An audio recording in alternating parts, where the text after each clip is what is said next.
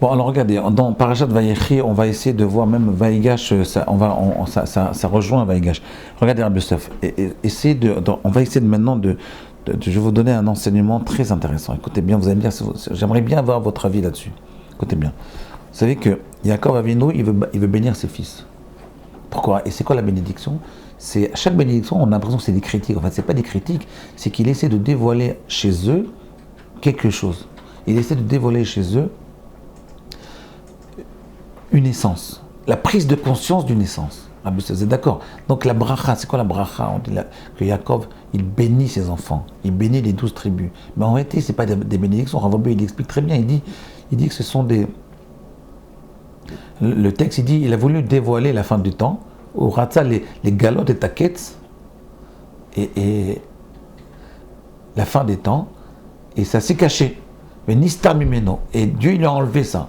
Et qu'est-ce qu'il a fait à Kadosh Baruch Hu? Il a dévoilé le Ketz. C'est quoi Ketz? Ketz, c'est pas la fin des temps, c'est une mauvaise traduction. Ketz, c'est la limite. Il a voulu dévoiler les limites de chacun. Les limites de chacun doit connaître ses limites. D'accord?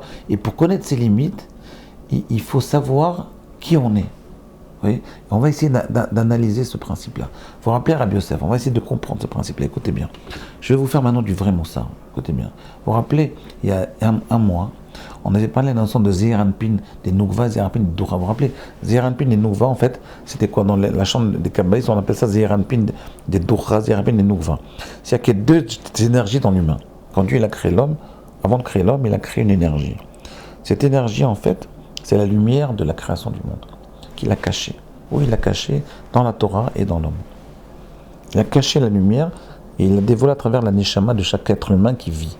Maintenant, cette lumière-là, qu'on appelle Zeir Anpin, cette énergie-là, elle a deux facettes. Elle a une facette masculine, une facette féminine. Encore une fois, je répète ce que j'ai dit il y a un mois, la facette masculine et féminine n'a aucun rapport avec l'homme et la femme. Un homme a une facette masculine, une facette féminine de son énergie. Une femme, pareil. Des fois, une femme peut avoir plus d'énergie masculine que d'énergie féminine. Quelle est la différence entre l'énergie masculine et l'énergie féminine? Alors, on l'a expliqué par la création des patriarches. On avait dit que l'énergie masculine, c'est l'énergie d'extension-rétention. Extension-rétention. Comme les différents organes du corps humain. Extension-rétention. Le cœur, les poumons, tous les organes du corps. J'ai demandé une fois à un chirurgien, il m'a dit, quand vous ouvrez le corps humain, même si vous l'avez anesthésié, quand il est vivant, tout respire. Les poumons, le cœur, mais également le cerveau, le pancréas, le foie, la rate, les muscles, de façon moins visible, mais tout respire, tout vit. Écoutez bien, Rabbi Yosef. Donc le rythme de la vie, c'est extension-rétention, extension-rétention. Ça, c'est l'énergie masculine. L'énergie féminine, c'est une énergie de régulation. C'est-à-dire que d'un côté, c'est un peu comme Sarah, c'était l'énergie de limitation. C'est-à-dire que quand on est trop en extension, on a besoin d'une limitation, quelqu'un qui nous contrôle, qui nous limite. Et également, la rétention, quand on est trop en rétention, ça crée une annulation. D'accord? Donc on a besoin d'une énergie qui génère, qui va régénérer, génératrice, qui empêche l'annulation. Donc en réalité, l'énergie féminine, c'est une énergie de régulation, et l'énergie masculine, c'est extension-rétention, et pas trop d'extension, pas trop de rétention. D'accord? Maintenant, Rabbi Yosef, qu'est-ce que ça veut dire extension-rétention? Extension, c'est faire du chesed, mais qu'est-ce que ça veut dire rétention? Qu'est-ce que ça veut dire? On va essayer d'expliquer ça au niveau humain, au niveau de l'humain, de l'homme. Qu'est-ce que ça veut dire rétention? Là, pour vous expliquer ça, je veux vous amener du vrai Moussar, le Moussar de Rav Wolbe, qui est du vrai Moussar. Dans l'introduction de son livre Alishour Aleph, je vais vous lire quelques passages, ils sont extraordinaires. Il va nous expliquer à quoi correspond l'extension dans notre vie pratique et à quoi correspond la rétention dans notre vie pratique. Écoutez bien, je vais vous lire son texte, le tout début du livre. Il dit « Mevo Klani ». Yesod Achinour le Torah Maou. Quel est le principe? Ça, c'est du vrai Moussar, écoutez bien. Ce que je fais jusqu'à présent, c'était un peu de la pensée juive. Maintenant, c'est du Moussar, du vrai Moussar. Yesod Achinour le Torah Maou. Quel est le principe? Quelle est la fondation de l'éducation dans la Torah? Maou. Il dit comme ça. Il dit avant qu'on puisse expliquer comment se comporter. Je vais vous dire que c'est un principe qui est l'essence de tout. L'essence de la Avodat Hashem, l'essence du service divin. C'est ça, c'est le plus important, c'est ce que je vais vous dire maintenant. שלא כדרכנו בפנים השערים, ששם אנו מקפידים על קלות פשוט ההרצאה. נשתדל כאן לחשוף, je vais essayer ici, de dévoiler את עיקר, l'essentiel, אשר עליו מתרקם הספר בכל מעומקו, à partir de, je vais vous dire ici un principe essentiel, sur lequel tout est basé, tout le livre est basé. Écoutez bien. Alors pour dire ça, donc il dit en fait, je vais vous dire un principe essentiel, je vais vous le dire maintenant, écoutez bien.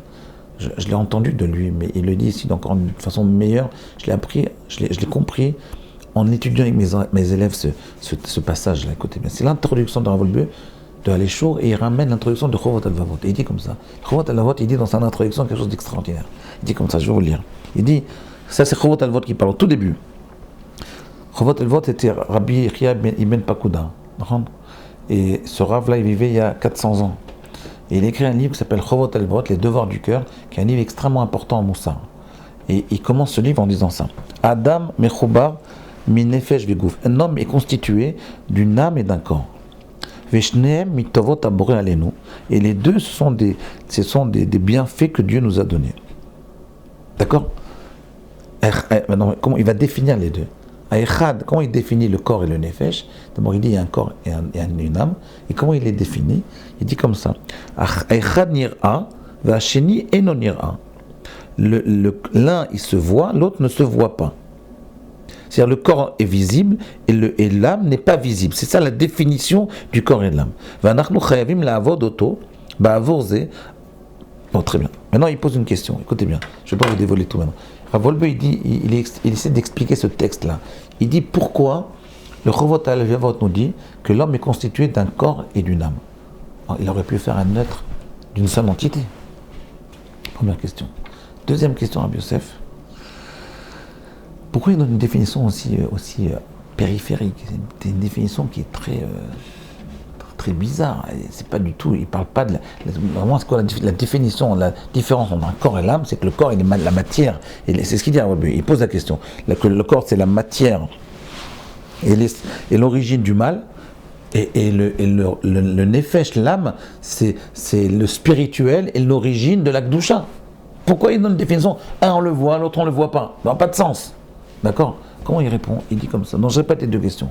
Première question, Rabbi Yosef, est-ce que vous voulez qu'on arrête là? Première question, c'est pourquoi il y a un corps et une âme. Et deuxième question, c'est pour quelle raison il y a on décrit l'un et l'autre comme comme le corps il est visible et l'âme il est invisible. On aurait pu dire un c'est spirituel, l'autre c'est matériel. Bon, pourquoi il ne fait pas ça? Écoutez bien. Il donne un principe énorme. Il dit pourquoi Dieu il nous a donné un corps et une âme pour nous dire qu'il y a deux avodot Hashem. Il y a un avodat du corps et un avodat de l'âme. C'est un immense réloge. Ça veut dire qu'il y a une avoda du corps, par exemple mettre les tefilines, et une avoda de l'âme. D'accord? Deuxième réponse, et comment on peut définir l'avoda de chacune? Une, elle est visible, et l'autre, elle est invisible.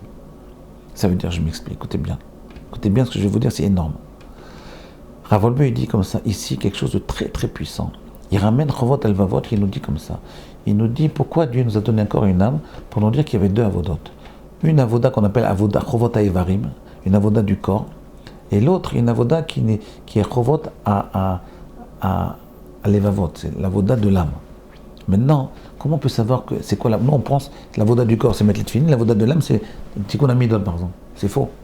Pourquoi? Parce que lui, quand il nous dit la définition un est visible, l'autre est invisible, c'est pas une définition philosophique. De nous dire que le corps c'est matériel et l'âme c'est spirituel, ça c'est philosophique. Lui, ça n'intéresse pas la philo. C'est de la littérature pour lui. Ça n'intéresse pas. Chovot Halvavot, les Bnei Moussar, ça n'intéresse pas la philo. Il veut donner des définitions pratiques, pragmatiques, qui nous permettent de vivre. Quelle est la différence entre une avoda du corps et une avoda de l'âme? C'est qu'une avoda de l'âme, ça ne se voit pas. C'est-à-dire que quelqu'un qui, comme ça, il prie comme ça, c'est une avoda du corps. Nous, on pense, c'est quoi? Pourquoi on ne fait pas l'avoda de l'âme? Chovot Halvavot, pourquoi on ne la fait pas? Vous savez pourquoi? Parce qu'on a une mauvaise définition. Nous, on pense que l'avoda du corps, c'est les tefilines, c'est la souka. Et l'avoda de l'âme, c'est réfléchir dans le limoud. Mais réfléchir dans le limoud, c'est une avoda du corps. On fait travailler le cerveau. C'est complètement le corps.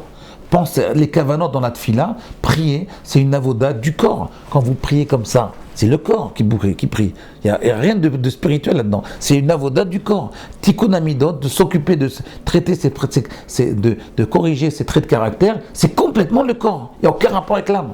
Alors c'est quoi l'âme? Très bien. Alors c'est quoi l'avoda de l'âme? Exactement. Le problème, c'est que pourquoi on ne la fait pas, c'est parce qu'on ne sait pas ce que c'est. On ne sait pas. C'est quoi l'avoda de l'âme? C'est la moitié du travail. Donc on fait tout ce que l'avoda du corps. Les midot, les mitzvot, les traits de caractère, la tfila, l'étude de la Torah, tout ça c'est le corps. Alors c'est quoi l'âme? Ben je vais vous le dire. Demain. À demain.